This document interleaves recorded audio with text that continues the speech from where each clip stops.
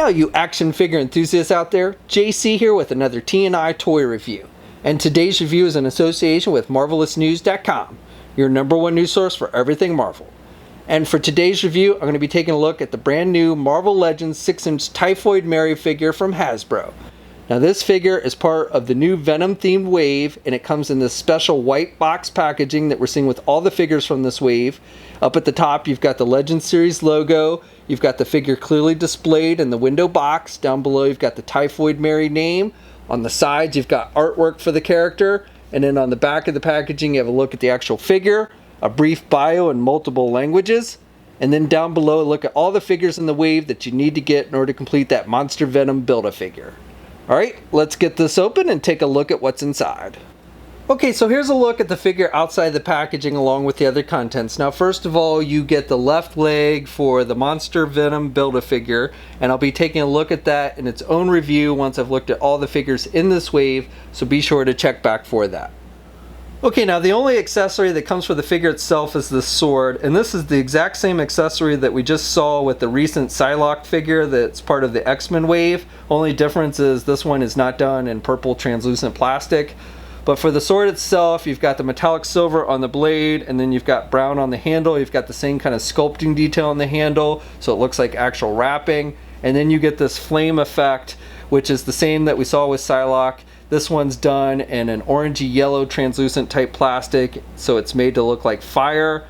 Now Typhoid Mary is known for using bladed weapons, and she does have an ability where she can start fires with her mind.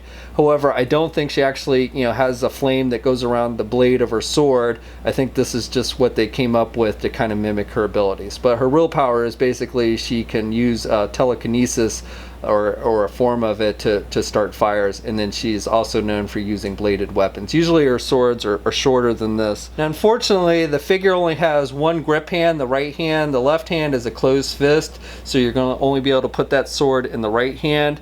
In the comics, at least in the early days, she often had two swords. I don't know when she was sporting this particular look if she used only one sword or not, but I am definitely more accustomed to her having two swords. Okay, so for the figure itself, this particular version of Typhoid Mary is based on a more modern version of the character. The character has actually been around for some time, since the 80s, first appeared in the pages of Daredevil. Daredevil is actually kind of responsible for creating this character. In his early days of crime fighting, he was in a brothel and he ended up knocking Mary here out of a window. She ended up hitting her head, which caused her to develop multiple personalities. She actually has 3 distinct personalities. The innocent, meek Mary, which is, basically a normal person who actually for a time, I believe, if I remember correctly, dated Matt Murdock. And then there's the Typhoid Mary persona, which is more seductive, a little more evil. And then there's the Psychotic Mary, which is a full-blown killer and everything. And then she does have actual abilities. I believe she's a mutant. She has telekinesis, and she can levitate things and actually start things on fire, which again is why she has that flame effect on her sword, I believe. She's also skilled in ninja-like skills and sword fighting. She's a hired assassin. She was originally hired by the Kingpin to take out Daredevil. So definitely kind of an interesting character. Now this particular costume, which I believe is a more modern version, I don't know if it's her most modern, but I believe this is based on when she joined the group called the Sisterhood of Mutants in the pages of X-Men. So I believe that's what this is based on. And from what I've seen, I haven't actually read those stories, but from what I've seen, this is actually a good representation of that look. Now I really like this face sculpt. I think they've done a really good job of capturing the likeness of the character from the comics with this modern look that she has. Now initially I thought that it was a paint blemish over her eye with the white side. I thought that was like skin tone showing through, but I actually think it's part of her makeup, and you can see it on both of her eyes there. So it's actually pretty nice detailing there. She does have the white on the right side of the face, and then the normal skin tone on the left side, which is in keeping with this look from the comics. She's got the red lipstick, and then she's got the long red hair or maroon color hair, which I think is sculpted nicely. Now initially I thought maybe this was a reuse of the Mary Jane head sculpt that Hasbro did. I don't actually have the Mary Jane figure, but I did go back and look at that one a little closely, and I don't think it is. I believe this is a different head sculpt from that one. one. I won't say it's brand new, but I haven't been able to place it with any other figures. And again, overall, I think they've done a really good job with the overall sculpting detail with it.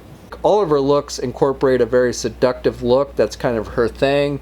And also all of her looks in some shape or form incorporate fishnet stockings, which you can see on the left leg of this particular version of the costume. Her original costume had, she was wearing fishnets on both legs, and she had a half pink shirt that looked something very much from the 80s, and she had spiked hair and everything. So definitely her original look was much more 80s than this one. She is wearing a leather coat with these shoulder pads on it. The coat is, the pads are part of the coat, and the coat itself is a separate piece. The sleeves of the coat are actually sculpted on the arms, of course, but the coat again is a separate piece. And then for the actual shirt, it's a white half type shirt, very similar to what we see the Storm figure wearing from the 80s Storm from the new X-Men wave. I almost thought these were going to be the exact same torsos, but they're not. They are different. There's different sculpting on the shirt, and then the torsos themselves are just different. So it's not a reuse of that Storm figure, which is what I was thinking when I originally saw this figure. Good skin tone. She's not really showing much cleavage with this one though. And then you can make out her belly button and her abs and everything down there at the bottom. I like the detailing on the belt that she's wearing. You've got some actual lines sculpted on the belt itself with some holes, and you've got the big metallic silver belt buckle. And then for the right side, she's just wearing these black type jeans, and you even have some sculpting detail in the back here with the pockets on her butt. And then the left leg is done with that fishnet. It's ribbed up fishnets, and that's just painted on there. She's got those cuffed boots, which look pretty good as well. Okay, so this figure stands right about 6 1/4 inches tall. Here's a comparison with the most recent Marvel Legend Daredevil figure that Hasbro's done, and Daredevil is taller. And then for one more comparison, here's a look at the old Toy Biz Kingpin figure.